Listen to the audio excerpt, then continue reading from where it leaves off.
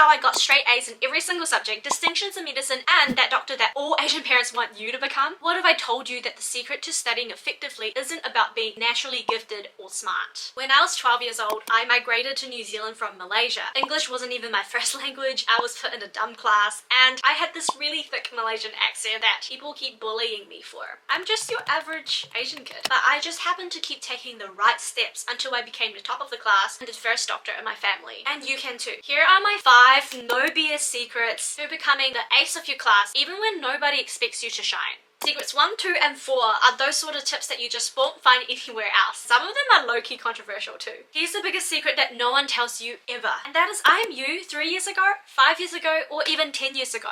I've been in your exact same shoes not that long ago. Any doctor, lawyer, engineer, you name it. We're humans just like you, except we have a few more years of experience ahead of you, and that's it. The thing is, I hear this all the time as a junior doctor when things get rough. We're always reminded that our bosses were in our exact same shoes only a few years ago. So everyone goes through the same rough patch and comes out the other end with more knowledge and EXP, of course with time. What they can do, you can too. Don't let anyone, including yourself, decide your limit before you even try.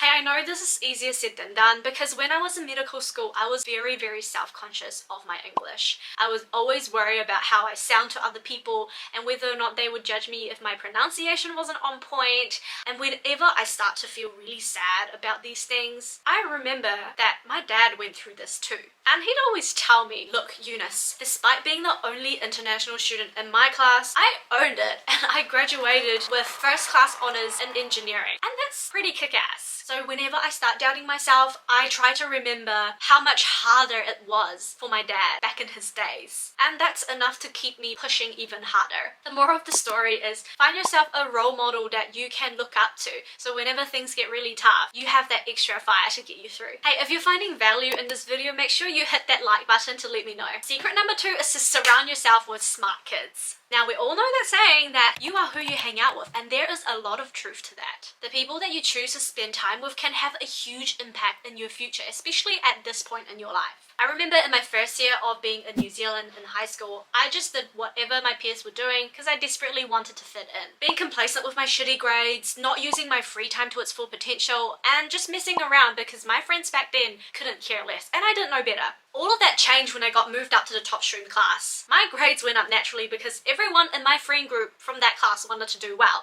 And needless to say, people from the second friend group went on to become doctors, health professionals, lawyers, and engineers. Mum was right when she says choose your friends wisely. I'm just saying, sometimes if you want to get to the top, you need to know who can get you there. If those around you who you hang out with don't have goals that align with yours, you need to cut them off. I'm just kidding. You don't have to cut them off, but don't keep them too close. Secret number 3 is when it comes to studying, don't trust anyone but pass exam papers. This is especially true if you've got bad teachers or you just cannot vibe with their teaching style. They can tell you all sorts of things like you need to learn every single thing that they've taught in class, but if they don't write the exam papers, like how? You do not need to listen to what your teacher says in learning every single thing because that's a waste of your time. My chemistry teacher in high school, bless his soul, he's the nicest man, but he teaches in a lecturing style and goes off on a lot of tangents and I just could not stand listening to him. So instead of listening in class, I sat myself at the very back of the classroom and started doing lots and lots of past exam papers to figure out what I actually need to know. That year, chemistry was my best paper, despite it being the only class that I didn't listen in. When I couldn't answer a question from my past exam papers, I just go look up the model answer.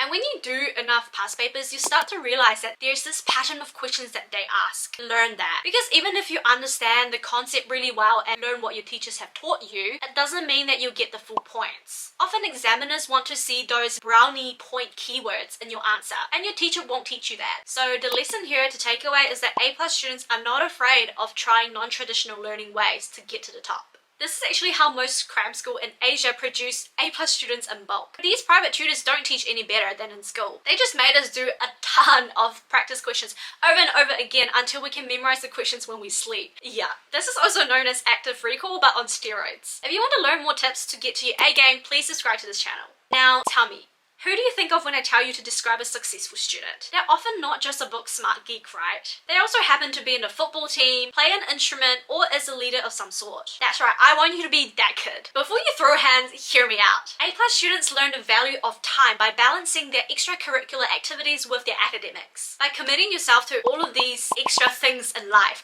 you'll find that you're so much better at managing your time and being really effective with studying. Suddenly, an essay that it would usually take you a whole day to complete gets done in 3 hours just before football. This is Parkinson's law, stating that the total amount of work expands according to how much time you actually allocate to it. Not only is this going to help you study efficiently, these extracurricular activities will actually boost your chances of getting into things like medical school. If you want to learn how I build the most productive study routine in medical school, make sure you check out this video here. Secret 5 is to build systems that you can plug and play for any subject at any level. A system is especially important if you take lots of subjects or papers at school. Remember those moments where you feel extremely overwhelmed by all the tests, homeworks, assignments, and projects coming up, and you just don't know which one to even tackle first? Well, imagine having a guide there telling you what to do and when, and the system does just that. For example, I rely a lot on my digital note-taking system in medical school and even now studying for postgrad exams. Without it, I'd never be able to be on track with 1,000 lectures by the end of every med school term. So if you want to learn how to start taking A+